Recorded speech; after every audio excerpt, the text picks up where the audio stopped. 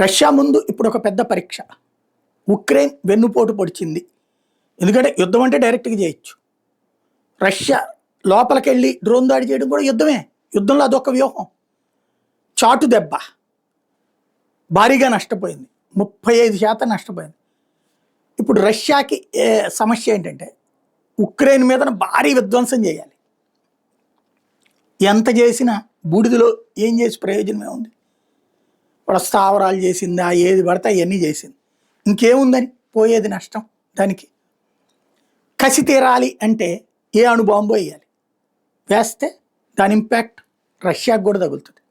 దాంతోపాటు ప్రపంచం అంతా రష్యాని బ్యాన్ పెడుతుంది.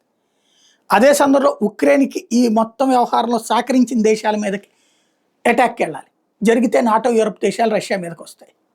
కాబట్టి అడుగు ముందుకి వేయలేక, వెనక్కి వేయలేక, ఏం చేయాలో అర్థం కాక, ఇదిగో 1800 మందిని చంపాం, 2000 మందిని చంపాం అంటూ ప్రతీకార వ్యవహారాల్ని అక్కడితో సరిపుచ్చుతోంది.